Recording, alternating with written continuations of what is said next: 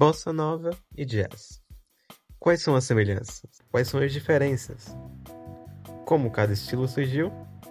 Esse podcast vai abordar todas essas questões.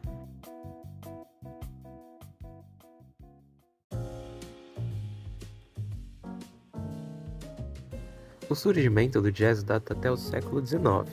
Escravos se reuniam em Nova Orleans para tocar música em um espaço chamado Congo Square.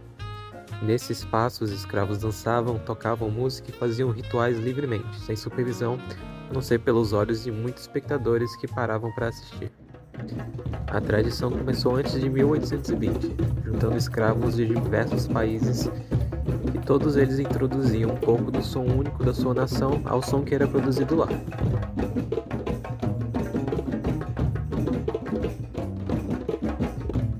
Depois da abolição da escravidão nos Estados Unidos, a mistura de música africana e caribenha foi acompanhada pela integração de instrumentos musicais ocidentais, na época muito populares em bandas de marcha. Essas bandas de marcha eram muito prevalentes durante a Guerra Civil Americana, e a união desses sons eventualmente deu origem ao gênero que ficou conhecido como ragtime e o blues. Após a Guerra Civil, o povo, agora livre da escravidão, levou o blues à Louisiana, onde ainda mais mistura e experimentação musical aconteceu, até eventualmente se formar o gênero que se tornou o jazz. Só por esse trecho pequeno de uma origem do jazz, já dá para perceber uma semelhança que ela tem com a bossa nova. Ambos estilos são misturas muito gerais de gêneros africanos e que adotaram a sofisticação europeia para formar um gênero original e único. A música brasileira dos anos 30 era caracterizada pelos seus excessos. Ela usava de grandes arranjos instrumentais e poderosas interpretações vocais, quase operáticas. Também havia muito foco na imagem dos artistas dentro e fora dos palcos, onde os cantores possuíam imagem e personalidade exuberante, que criavam um distanciamento entre os artistas e o público. E como acontece comumente na história da música, a próxima moda musical buscava exatamente o oposto. O verdadeiro apelo da bossa nova era a simplicidade. A bossa era uma revisão do samba tradicional e trazia uma forma mais íntima de fazer música. Ela substituía as grandes orquestras por violão, piano, percussão, baixo e vocais suaves. O termo bossa foi utilizado pela primeira vez numa canção composta por Noel Rosa, Coisas Novas, na década de 1930. Era uma gíria que era usada para se referir a um jeito de fazer as coisas. Por isso, os artistas se apropriaram do termo para sugerir que estavam buscando fazer música de uma maneira diferente da que estava sendo feita popularmente na época.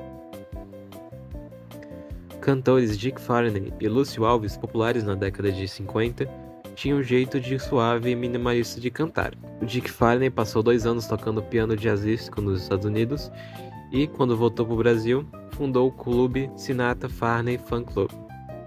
Esse era um clube que era muito frequentado por muitos dos futuros destaques da bossa nova. Um preview da bossa nova já podia ser escutado na música que Tom Jobim e Vinícius de Moraes fizeram em 1956 para a peça Orfeu da Conceição. Essa foi a primeira parceria da dupla. Um nome de mulher, um nome só e nada mais. E um homem que se preza. Um dos embriões do movimento no final da década de 50 foram as reuniões que aconteciam nos apartamentos da Zona Sul do Rio de Janeiro, onde os músicos da classe média se encontravam para compartilhar suas ideias. Um exemplo eram as reuniões que aconteciam no apartamento de Nara Leão, em Copacabana. O lançamento da música Chega de Saudade, de Tom Jobim e Vinícius de Moraes, é considerado o marco inicial da bossa nova. Durante as décadas de 40 e 50, a música brasileira já estava se modernizando em termos harmônicos e melódicos. E, com a chegada do ritmo da batida de violão do João Gilberto, a revolução que se chamaria bossa nova começava. Desde seu surgimento, a bossa nova sofre de críticas diversas de músicos, cantores e compositores que já estavam estabelecidos na MPB. Um crítico da época, José Ramos Tinhorão, dizia que a bossa nova não passava de um produto do jazz americano sobre o samba, e por isso era uma música inautêntica e desconectada da verdadeira identidade brasileira. O Tom Jobim, um dos nomes mais famosos do movimento, nunca buscou negar a influência do jazz, mas também buscou ressaltar que a influência foi mútua.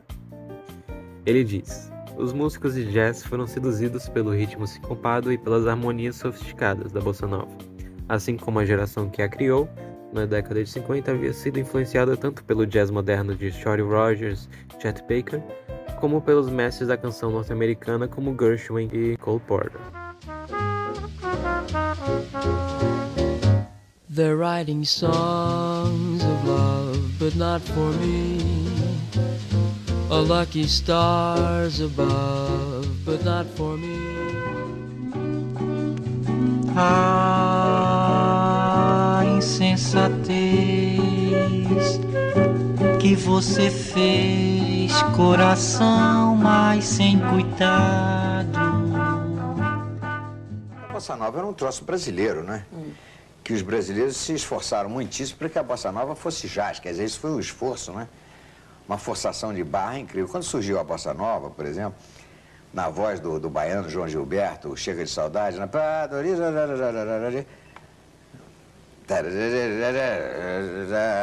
Vai minha tristeza e diz... Isso não tinha nada de jazz, né? Isso era a bossa nova. Depois é que a bossa... Agora os artigos começam, a bossa nova é 50% jazz. Quer dizer, já começa, antes da bossa nova ser bossa nova, já começa o assunto do jazz. Quer dizer, o que interessa a eles, o que interessa a nós, brasileiros, é entregarmos a bossa nova toda aos americanos que, a princípio, relutaram um pouco em aceitar essa coisa toda. No final, tá bem. Então...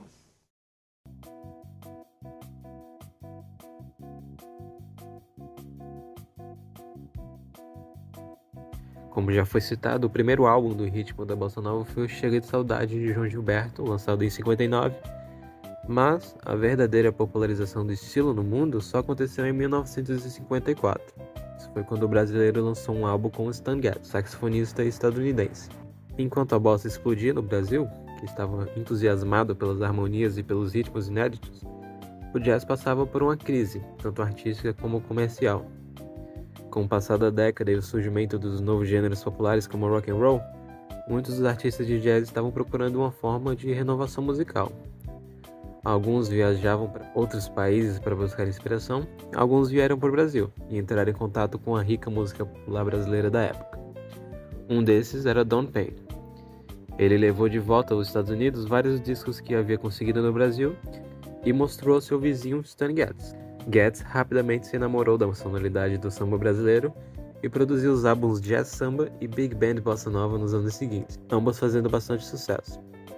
Um adendo é que esses álbuns foram gravados por instrumentistas estrangeiros. Alguns possuíam grandes erros na composição da música. Somente depois, no Festival de Bossa Nova nos Estados Unidos e no álbum Getz Gilberto, é que a bossa foi perfumada por brasileiros e assim atingiu seu ponto máximo de autenticidade no mundo inteiro. As gravações do álbum não foram harmoniosas e houveram muitas discussões entre Getz e Gilberto sobre diversas questões sobre a sua produção. Mas o resultado é até hoje um álbum que é considerado definitivo para a música brasileira no mundo todo e contém em si inúmeras canções de status lendário. Quiet chords from my guitar, floating on the silence that surrounds us. Sim, a bossa nova foi inspirada pelo jazz, assim como o jazz se inspirou na bossa nova. Mas também foi inspirada pelo samba e por outros ritmos brasileiros. Como tudo no Brasil e do Brasil, a bossa é uma mistura de muitas coisas. E por isso eu considero ela uma das coisas mais brasileiras que a gente tem. Como é que você recebeu as críticas de que a bossa nova é uma coisa americana e tal? Isso é uma coisa inverossímil, né? Você vê que o brasileiro inaugurou que bossa nova é um troço americano e que futebol é um negócio brasileiro, né? Você vê duas palavras latinas, né? Bossa nova, né? Bossa nova. Agora, futebol é que é brasileiro, bossa nova é americano. Não dá para entender, né?